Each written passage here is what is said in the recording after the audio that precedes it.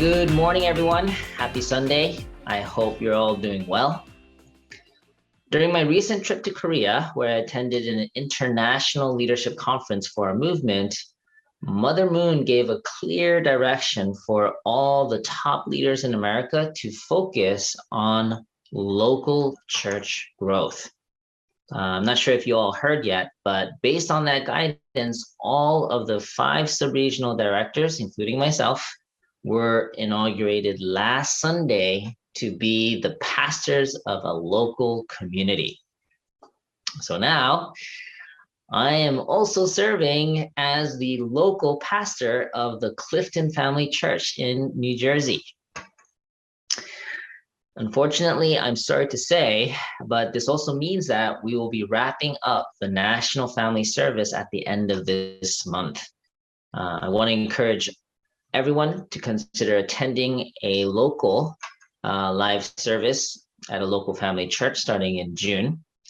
And if you don't have a local family church nearby, you can attend your sub-regional online service. Having said that, fortunately, there is still 3 more national family services to go, including today. So let's get started. Last week, I shared about the concept of absolute predestination. We explored the challenges with this concept, that God is predestining everything about your life. And we clarified that although God's will to build an ideal world is absolute, it actually depends on us fulfilling our portion of responsibility to determine how soon we'll be able to manifest that will. This week, I wanted to explore what it means to be called by God. We'll explore some examples of how God called different central figures throughout biblical history. Then we'll go over the qualifications to be called by God, and we'll end with how best for you to respond to God's call. So let's begin with the Bible verse that talks about being called by God. For those God foreknew, he also predestined to be conformed to the image of his Son, that he might be the firstborn among many brothers and sisters. And those he predestined, he also called. Those he called, he also justified. Those he justified, he also glorified. This is from Romans chapter 8, verse 29 through 30.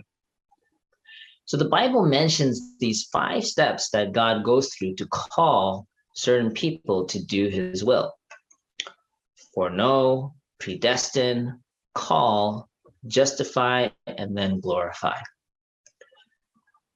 The principal understanding, though, is that the fulfillment of God's will through an individual absolutely requires that he completes his portion of responsibility.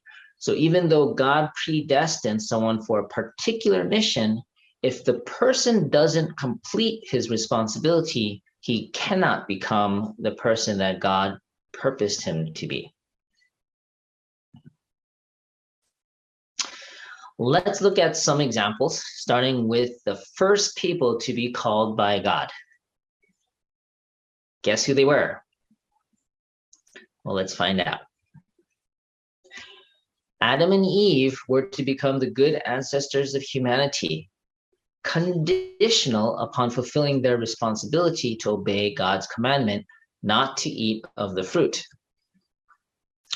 The same holds for all fallen people. They can become the ideal people God has foreordained them to be only when they complete their responsibility. So God predestined Adam and Eve to be the first good ancestors of all humanity. He had so much hope and expectation for them to enjoy all of creation and experience true love with each other as husband and wife, future, and to experience love in their family.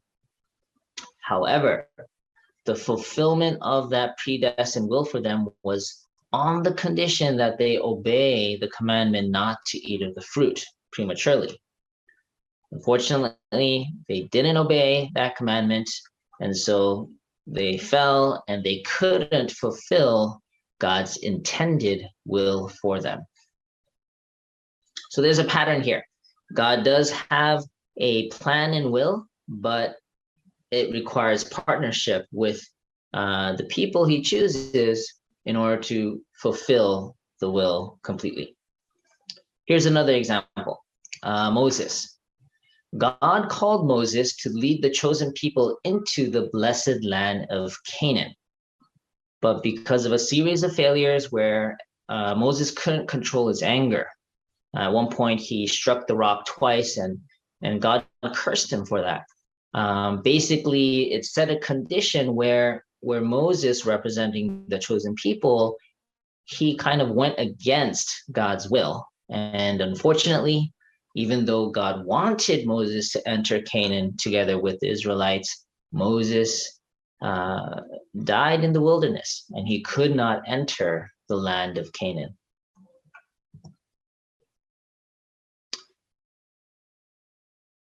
One interesting point here is that God doesn't just call certain people, but sometimes God calls a whole group of people. Let's read. When God raised up the Jewish people, God predestined that they would be glorified as the chosen nation when they fulfilled their responsibility to believe in and attend Jesus. However, when their leader sent Jesus to the cross, this preordained destiny was not brought to pass, and the Jewish nation was scattered. So God foreknows, predestines, and calls on people, but the fulfillment of their destiny to be justified and glorified requires the people to fulfill their portion of responsibility. I said this before, but it's a partnership between God and humans. Our cooperation is required to move God's will forward towards completion. Having that said, not everyone is ready to be called by God. There are some prerequisites. Qualifications to be called. Interestingly, the principle identifies several qualifications to be called by God. Let's take a look. In the providence of salvation, God first predestines one person to be the central figure and then calls him to a mission. What qualifications should that person possess to merit such a calling? First, the central figure must be born into the chosen people. Next, he must come from an ancestral line with many good accomplishments. He must be endowed with the requisite character. He must develop the necessary qualities during his earthly life. Finally, God selects first the individual who lives in a time and place most fitting to his need. So according to the principle, there are 5 qualifications to be called by God that are identified here. First, one more time, is to be born into the chosen people. Second is having ancestry with good accomplishments. So it's not just you being good, you kind of need to have good ancestry. Third is you need a requisite character. So I guess what that means is you need to have the kind of qualities to be able to respond to God's will successfully. So one common characteristic I notice is that you do need this quality of perseverance, right? All the central figures, they really had to persevere. Another one is really to have a strong faith in God. Without that, it's really hard to be able to do all the things that God may ask you to do. And then the fourth is that they need to develop these qualities early in life. That was an interesting point. It's like you kind of need to be ready when you're called. So that means you have to have developed your personality, your perseverance, your kind of abilities at a young age so that you can respond to God when God calls. And the final prerequisite is you need to be at the right time and place in order for you to be called by God. So it seems like a lot of prerequisites. And I guess they're there because it's not easy to do God's will. So it kind of makes sense that you need to be prepared well and ready to receive and respond to God's call. Let's take a moment to look at the life of Jesus, Father Moon, and Mother Moon to see the foundation that they stood upon before they were called. If you look at Jesus's kind of lineage, he was born into the chosen people. He had, ancestry that were chosen by God by name, and there were many historic figures that did a lot for God's will in that lineage. Jesus, probably had the right character.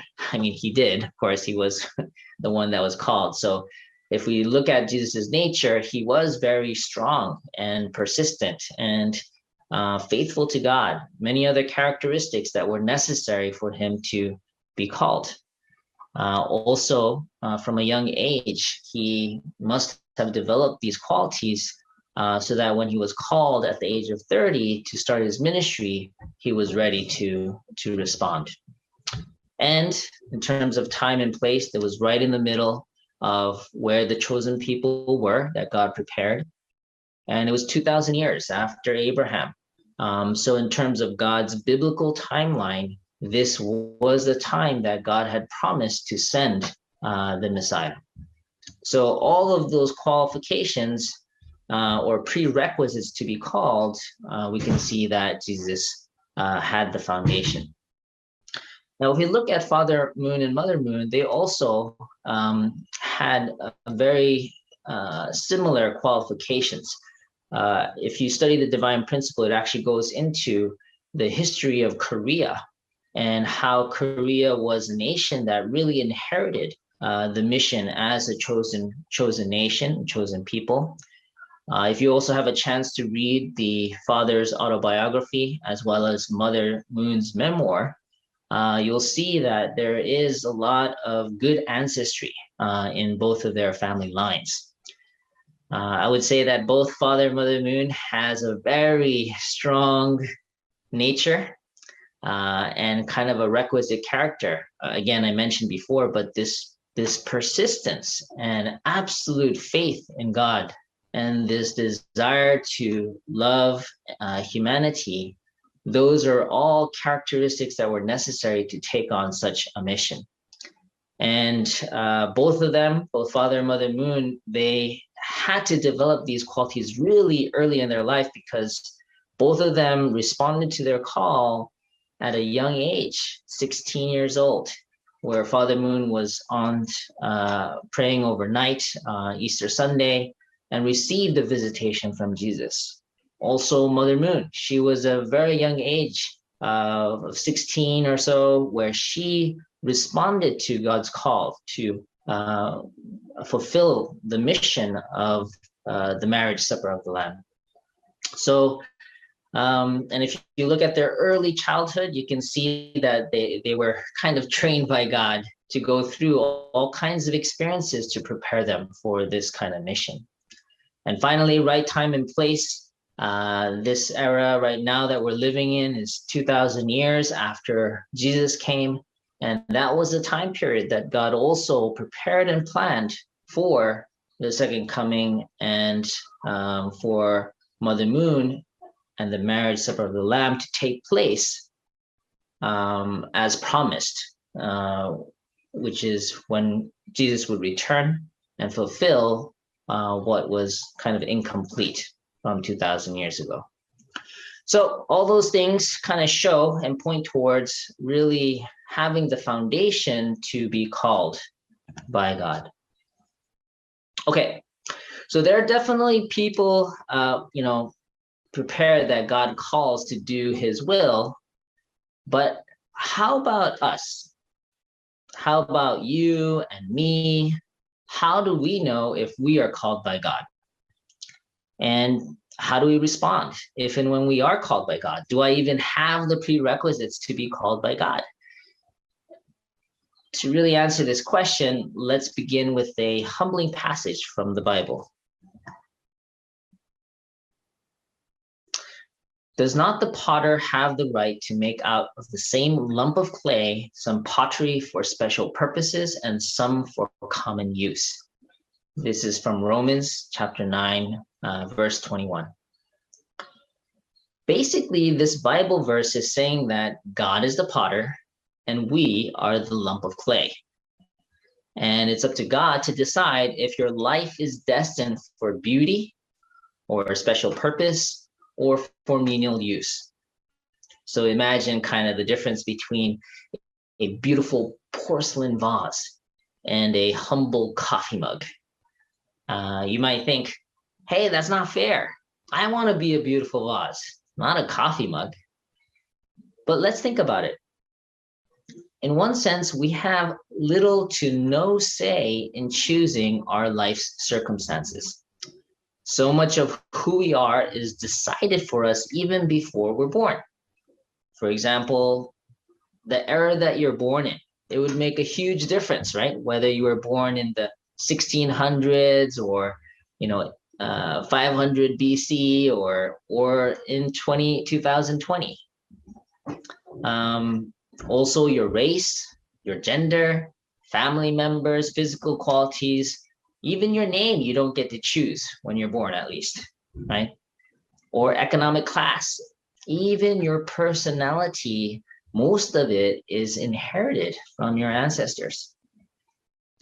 So in one sense, you don't really have much of a choice in some of these key factors that determine your kind of the foundation of your life. Just for example, in my life, I was born in 1979, really in a much more developed age than back in the day. Japanese, I'm a guy, that makes a huge difference, right? If you're a guy or girl. Born, what was it? I have 2 parents and 5 siblings, all of whom I didn't get to choose. Also, because of genetics, I'm 5'5", and maybe if I ate a little bit better, I might be a little bit taller, but pretty much, that's my full potential in terms of height. My name, I didn't get to choose. We were born in a lower class immigrant family. And even my personality, I'm finding out more that I'm getting it from both my mom and dad's sides. So again, all of our background is part of God's 95%. So it's important that we don't compare with others or complain about the hand that you're dealt. But a big part of responding to God's call is first acknowledging and accepting your own foundation and background. A big part of knowing your destiny is actually starts with understanding your past and your foundation and your background. So you need to first know, what kind of lump of clay are you? What color is your lump of clay? What kind of material is it? Like, you need to know that in order to really know your destiny. You need to know your foundation and your roots. So first step is know thyself and embrace it. Second step in responding to God's call is to seek understanding of God's will. So if you don't know about God or God's will, there's no way that you can even hear God's call.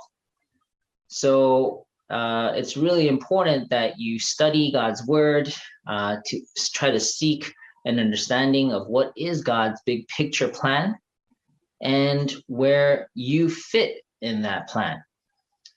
One simple way to understand God's calling for you is to talk with your pastor or spiritual mentor to discuss how you can contribute to God's will. And third and final step, again, know thyself and your background.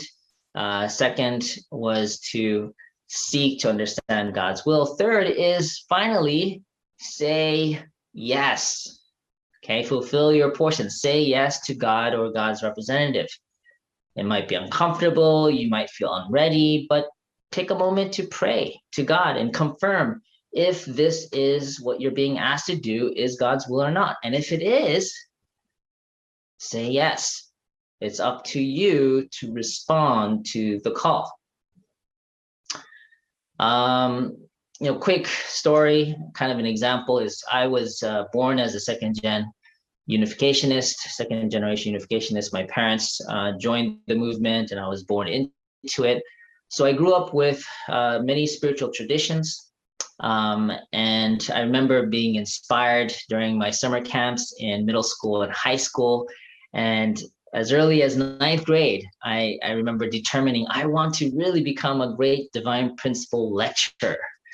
And lo and behold, look at me now. But fast forward a few years, during my first year of college, I was invited by a friend to join a missionary program called STF, Special Task Force. It was a crazy decision, but I felt that I needed to get clear with God about a few important decisions in my life, like my future marriage and direction. So I took a leave of absence and joined the missionary program. And during my second year on this program, I received a very kind of direct calling from God, really, which, how do I say, motivated me to respond to God's call and do whatever it took to support God's providence, God's will for me and for his providence. So ever since then, since my age of 20, I would say, I've been continually responding to God's call. And, it hasn't been easy. I feel a bit sorry for my family. It's been tough for them a little bit at times, and even for me, but it's been very meaningful. There's really nothing more fulfilling than living your destiny. So anyone who has a chance to respond to God's call, you'll know that this is what you're meant to do. And there's this deep sense of peace that comes with being in alignment to God's will for you. So in summary, God predestines and calls people, but they need to respond to the call successfully in order to fulfill their destiny. Second, some qualifications to be called by God include having the right lineage, good ancestry, a fitting character, early personal development, and being at the right time in the right place. And finally, in order to respond well to God's calling, you need to know your foundation, your roots. You also need to study God's will and work with your pastor or spiritual mentor to decide on what your contribution will be. In conclusion, God has called on central figures throughout history to move God's providence forward. And we are living at a very special time, the proverbial last days. Father Moon inherited the mission of Jesus, and together with Mother Moon has led us to this final chapter of God's will, where we are literally at the turning point of ushering in a millennia of peace. So those of us who have ears to hear, let's respond to God's call and contribute our talents, our resources to expedite the completion of God's kingdom of heaven on earth. May God bless you and your family this week. Thank you very much.